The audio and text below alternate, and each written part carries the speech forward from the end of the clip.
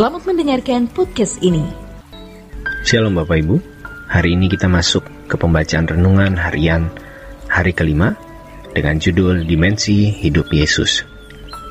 Banyak orang yang sampai hari tuanya tidak berhasil mengubah dimensi hidupnya, dimensi yang benar sebagai anak-anak Allah.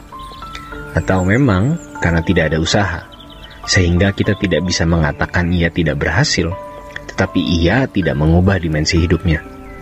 Orang-orang yang dipilih oleh Allah mendengar Injil, yang juga disebut sebagai umat pilihan, dikehendaki Allah untuk memiliki dimensi hidup yang berbeda dengan dimensi orang yang bukan umat pilihan. Dimensi hidup orang percaya yang sesuai dengan kehendak Allah berbeda sekali dengan dimensi hidup orang yang bukan umat pilihan Allah yang tidak menjadi anak-anak Allah. Dimensi hidup kita sebagai anak-anak Allah, dimensi hidup yang tidak dikenal oleh cara berpikir dan logika manusia. Kalau kita memperhatikan dimensi hidup Yesus ketika ia menjadi manusia, itulah seharusnya dimensi hidup kita. Kurang dari itu, hidup kekristenan kita salah, berarti bukan anak-anak Allah.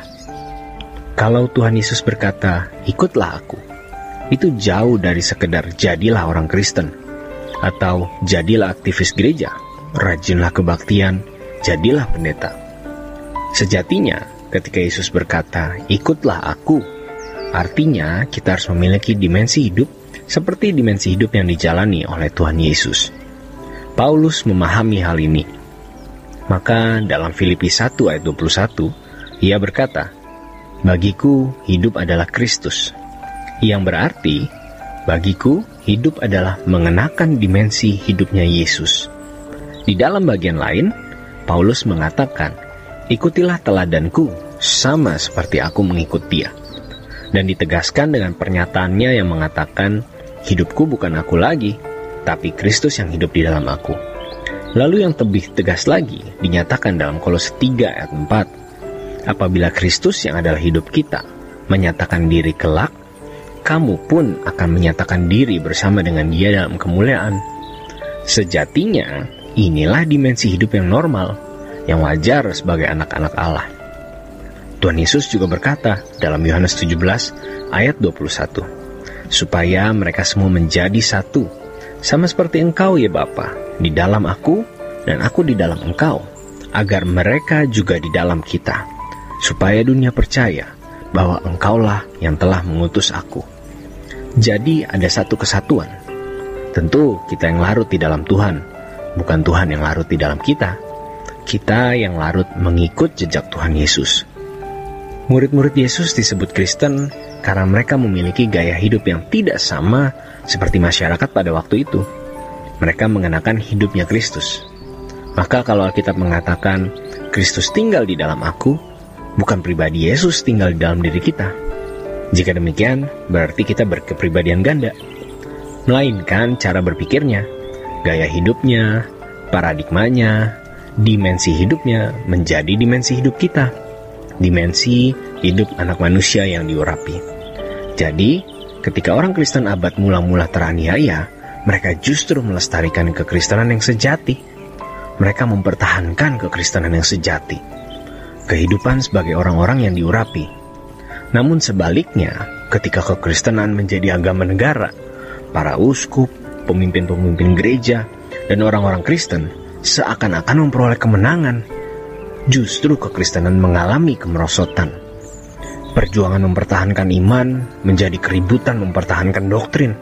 Begitu sejarah gereja mencatat, celah-mencela, saling mengasingkan, sampai pada bunuh-membunuh. Dan itu terjadi selama berabad-abad. Sampai kemudian, orang-orang Kristen yang dipelopori oleh para pemimpinnya mendeklarasikan perang salib, yang pasti tidak diajarkan oleh Tuhan Yesus. Dan itu menjadi luka yang tidak pernah kering, menjadi kenangan pahit bagi dua agama besar di dunia, Kristen dan Islam. Perang salib dikatakan sebagai perang terlama di dunia. Tidak pernah juga diajarkan bahwa kita boleh memaksa orang beragama Kristen. Kekaisaran Roma ketika dipimpin oleh kaisar-kaisar yang masuk Kristen, memaksa semua warga di bawah kekuasaan kekaisaran Roma beragama Kristen. Yang hasilnya adalah begitu besar jumlah orang ramai-ramai menjadi Kristen. Namun Kristen gadungan, Kristen palsu. Dan itu berlangsung berabad-abad. Dan kita sebagai orang-orang Kristen yang mewarisi kekristenan yang sudah berlangsung berabad-abad, dari generasi ke generasi, bahkan mungkin sejak kita dalam kandungan, kita menyadari bahwa itu adalah kekristenan yang sudah mengalami degradasi atau kemerosotan. Kristen yang benar itu serupa dengan Yesus, memiliki dimensi hidup seperti dimensi hidup yang dimiliki Tuhan Yesus. Jadi setiap orang Kristen itu harus memiliki Kristus di dalam hidupnya. Kristus artinya yang diurapi, dan hari ini pengurapan itu diwujudkan dalam perilaku konkret serupa dengan Yesus. Kalau makin tahun kita tidak berubah, berarti kita tidak pernah mengenakan dimensi hidup ini. Jadi, kekristenan kita harus merupakan kehidupan yang direnggut sepenuhnya untuk belajar memasuki dimensi ini. Ketika seseorang tidak memiliki harapan kesenangan dunia, dia baru bisa bulat berubah. Jadi, jangan menyesal tidak punya jodoh, tidak punya anak, miskin, terbuang, terhina. Jangan menyesal, kecuali kita tidak menjadi serupa dengan Yesus. Sejatinya, ketika Yesus berkata, "Ikutlah aku," artinya kita harus memiliki dimensi hidup yang seperti dimensi hidup yang dijalani oleh Tuhan Yesus.